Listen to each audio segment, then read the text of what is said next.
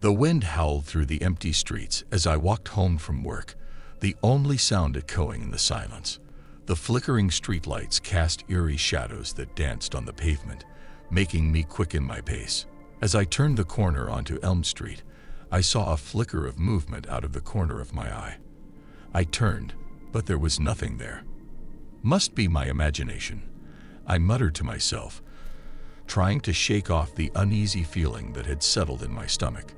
But as I continued down the deserted street, I couldn't shake the feeling that I was being watched. I glanced around nervously, my footsteps echoing in the emptiness. That's when I saw him, a figure standing in the distance, dressed in a colorful clown costume. My heart skipped a beat. "Hey there, buddy," the clown called out, his voice carrying an unsettling cheerfulness. "You look like you could use some company." I hesitated, my instincts telling me to run, but I convinced myself it was just a harmless prank. Maybe someone was shooting a low-budget horror film, I thought. I forced a weak smile and continued walking. The clown followed, matching my pace. "Where are you off to in such a hurry? The night is young, and I've got a surprise for you." I quickened my pace, my footsteps echoing louder. The street seemed to stretch endlessly, and panic set in as I realized the clown was still right behind me. "What do you want?" I finally snapped, fear choking my words.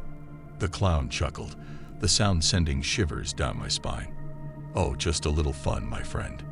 After all, what's life without a bit of excitement?" I turned a corner, hoping to lose him in the labyrinth of quiet streets.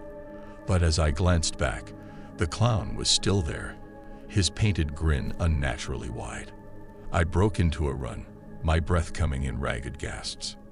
"You can't escape the fun," the clown called after me, his voice now a distorted sing-song. I reached my apartment building and fumbled for my keys, my hands trembling. I glanced over my shoulder, half expecting the clown to be right behind me, but the street was empty. I locked the door behind me, my heart pounding in my chest. As I caught my breath, I heard a soft tapping on the window. I turned slowly, dread creeping over me. There he was, the clown, grinning from the other side of the glass. "Thought you could get away, huh?" he sneered. I stumbled back, my mind racing. How did he get here so fast? I grabbed my phone and dialed the police, my voice trembling as I explained the situation. But when I turned back to the window, the clown was gone. The police arrived shortly after, but there was no sign of the mysterious figure. They assured me they would patrol the area, but as the night wore on, the unease settled in my bones. The next morning, I found a small blood-stained note slipped under my door. The words were written in red, a cruel parody of a child's handwriting. "Thanks for the fun. Let's play again soon." From that day on, I lived in constant fear, always looking over my shoulder, wondering when the killer clown would return for another twisted game. The laughter of children and the sight of colorful balloons became triggers for my anxiety, a constant reminder that the line between innocence and horror was thinner than I could have ever imagined.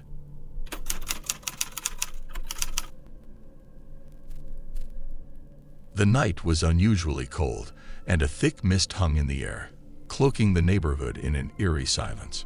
I trudged along the deserted streets, my breath visible in the chill. A nagging feeling of being watched crawled up my spine, but I dismissed it as paranoia. Little did I know, the night held a terror beyond imagination. As I turned the corner onto Maple Street, a flicker of movement caught my eye. I strained to see through the mist, and there he was, a clown, his face painted in grotesque colors, standing beneath a flickering streetlight. "Hello there," he called, his voice a distorted blend of cheerfulness and malice. My heart pounded, but I managed a hesitant wave. "What are you doing out here?" I asked, trying to sound casual despite the knot tightening in my stomach. "Just spreading a little joy," he replied, his painted smile never faltering. "Wanna see a trick?" I hesitated, the unease growing. Sure, why not?" With a flourish, the clown produced a small, rusty knife from his sleeve. My breath caught, and I stumbled backward. The clown laughed, a haunting sound that echoed through the empty street. "Just kidding," he exclaimed, the knife disappearing as quickly as it had appeared. "You're a fun one, aren't you?" I forced a nervous chuckle, desperately searching for an escape route. "Yeah, real funny. I should get going." As I turned to leave, the clown's laughter followed me, sending shivers down my spine. I quickened my pace, glancing over my shoulder to find him still standing there, his painted eyes fixed on me. The mist thickened, and I took a series of turns, hoping to lose him. But with each corner, the clown reappeared, his presence more menacing than before. Panic set in, and I broke into a sprint. "You can't run from the fun," he called after me, his voice echoing through the night. I reached my apartment building, fumbling with the keys. The clown's laughter seemed to surround me. As I entered the lobby, I dared a glance back. He was gone. I let out a sigh of relief, chalking it up to a bizarre encounter with a deranged prankster. But that relief was short-lived. The next evening, as I settled into the safety of my apartment, a soft tapping echoed through the silence. I approached the window cautiously, and there he was, the clown, grinning in the dim light. "You thought you could escape, didn't you?" he sneered. Fear gripped me as I stumbled backward. I called the police, but the clown vanished before they arrived. They assured me it was likely a one-time incident, but the nightmares had just begun. The following days were a relentless descent into terror. The clown appeared at random moments, always at the edge of my vision, his painted face a sinister reminder of the horrors lurking in the shadows. "I just want to play," he whispered from the darkness, his voice sending chills down my spine. Sleep became a distant memory as I barricaded myself in my apartment, haunted by the relentless presence of the killer clown. Each night, he grew bolder, tapping on my window, leaving chilling messages scrawled in red on my door. "You can't hide forever." The once familiar sounds of the neighborhood became twisted reminders of impending doom. The laughter of children playing outside turned into a haunting echo of the clown's sinister cackles. One night, as I cowered in my darkened apartment, the power suddenly went out. The only illumination came from the faint moonlight filtering through the window. In the oppressive silence, I heard a slow, deliberate tapping, this time coming from my front door. I approached cautiously, my breath caught in my throat. As I opened the door, the clown stood there, his painted face inches from mine. "Time to play for real," he whispered, his voice sending me into a paralyzing fear. In that moment, the true horror of the killer clown unfolded. He lunged at me, the rusty knife glinting in the dim light. I fought back with all my strength, desperation fueling my resistance. But the clown was relentless, his painted grin widening with every failed attempt to escape. As the world blurred into chaos, the last thing I heard was his haunting laughter, echoing in the darkness. The neighborhood returned to its quiet normalcy, the mist dissipating as if the nightmare had never occurred. The only evidence of the horror was the empty apartment, marked with a chilling message scrawled in red, "Game over." And so, the legend of the killer clown faded into the shadows, leaving behind a tale that whispered through the streets, a cautionary reminder that darkness could wear the mask of laughter, and nightmares could be painted with a sinister grin.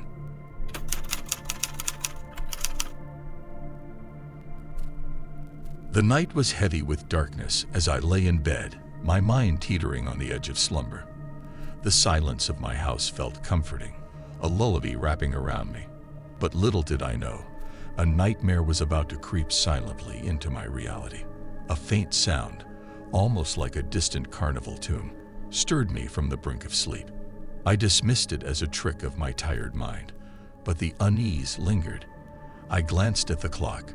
3:00 a.m., the witching hour. As I settled back into the pillows, a creak echoed through the hallway. My heart quickened, and I strained to listen. Another creak, closer this time. Panic clenched my chest, and I sat up, the covers pooling at my waist. "Who's there?" I called out, my voice a shaky whisper. No response. The only sound was the rhythmic ticking of the clock, each second dragging like an eternity. I strained my ears, and that's when I heard it. A soft, sinister laughter carried on a breeze that seemed to whisper through the cracks of my bedroom window. Fear slithered up my spine, and I fumbled for the bedside lamp, casting a feeble glow across the room. Shadows danced on the walls, playing tricks on my imagination.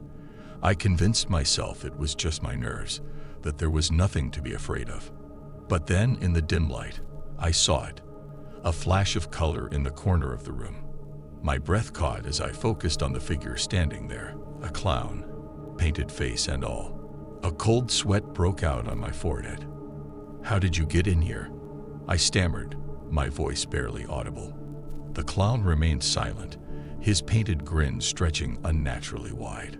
The carnival tune grew louder, a haunting melody that seemed to mock the fear etched across my face. "I just wanted to play a little game," he finally spoke, his voice a distorted blend of amusement and malice. I stumbled backward, my heart pounding in my ears. "Get out. Leave me alone." But the clown advanced, each step deliberate, the oversized shoes tapping on the floor. I fumbled for my phone, fingers trembling as I dialed 911. The operator's voice on the other end offered a lifeline in the darkness. As I spoke into the phone, the clown's laughter pierced the air. "No one can help you now," he whispered, his voice sending shivers down my spine. I barricaded myself in the bedroom, eyes fixed on the door, praying for the distant wail of sirens. But the laughter persisted, growing louder, echoing through the hallways like a malevolent symphony. Time seemed to stretch into eternity until the distant wail of sirens broke the suffocating silence. The clown's painted grin faltered, replaced by a look of frustration. He vanished into the shadows, leaving behind the haunting laughter as a chilling farewell. The police arrived, their flashlights cutting through the darkness. They searched the house, finding no trace of the intruder. I recounted the harrowing ordeal, my words stumbling over the sheer absurdity of it all. "You're not the first one to report something like this," one officer said, exchanging a glance with his partner. "We'll keep an eye on the area, but stay vigilant." The following nights were haunted by restless sleep and the fear that the clown would return. Every creak, every distant sound sent my heart racing. I installed security cameras, double-checked locks, but the sense of vulnerability lingered. As days turned into weeks, the clown became a ghostly memory, a nightmare that had left its mark. I tried to convince myself that it was a one-time, surreal event. Yet the fear of the dark, the unease that crept in at night, remained. The story of the killer clown who snuck into my house became a cautionary tale whispered among neighbors. The laughter echoed in the collective imagination of the community, a reminder that nightmares could be painted with a sinister grin and could linger long after the painted face had disappeared into the shadows.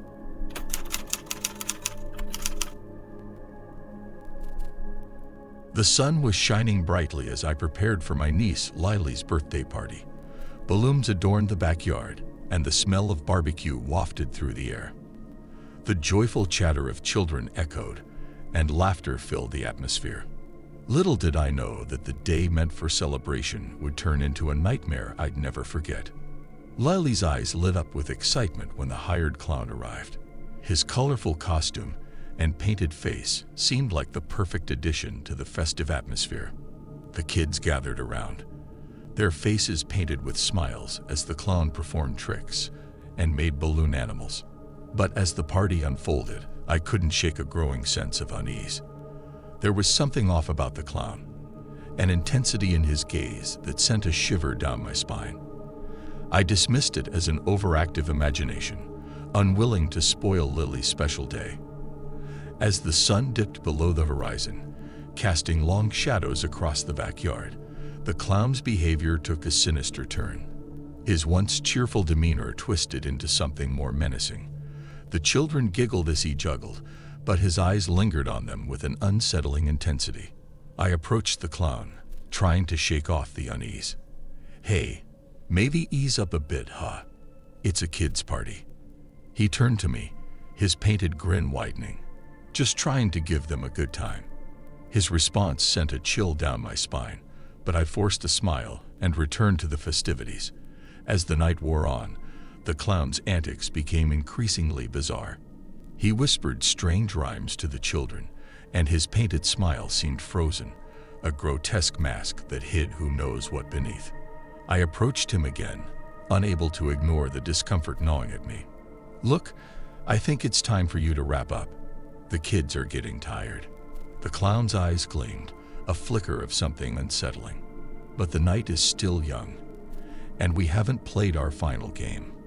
I felt a knot tightening in my stomach. "What game?" He leaned in, his voice a sinister whisper. "Hide and seek in the dark. A real thrill, don't you think?" Unease turned into full-blown fear. I insisted that the party was over, ushering the children inside. Lily protested, but the other parents seemed to share my concern. The clown, however, lingered in the shadows, his painted face barely visible in the dim light. As the last child entered the house, I turned to confront the clown. "You need to leave now. This is over." He chuckled, the sound sending shivers down my spine. "Oh, but the fun has just begun." I slammed the door shut and locked it, my heart pounding in my chest.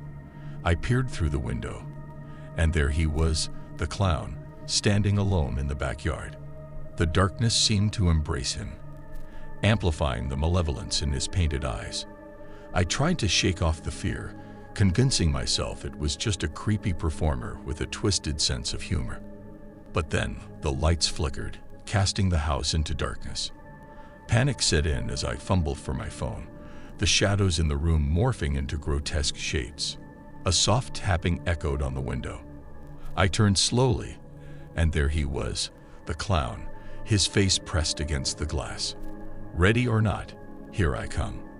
I screamed, the sound drowned by the laughter that echoed through the house. I stumbled backward, desperately searching for a place to hide. The clown's footsteps echoed in the hallway as he called out, his voice a distorted sing-song. Come out, wherever you are." I cowered in the closet, my breath caught in my throat. The darkness seemed to close in, the air heavy with a palpable sense of dread. The clown's footsteps approached, the floor creaking with every sinister advance. The closet door swung open, and there he was, the clown, his painted grin inches from my face. "Found you," he whispered, the words sending a wave of terror through me. I woke up with a start, drenched in sweat. The sun streamed through the curtains, and the sounds of children playing outside reassured me that it was just a nightmare. Lily's birthday party was still in full swing, the hired clown entertaining the kids with harmless tricks. But as I glanced at the clown, a chill ran down my spine. His painted smile seemed to linger, a reminder of the horror that had unfolded in the depths of my imagination.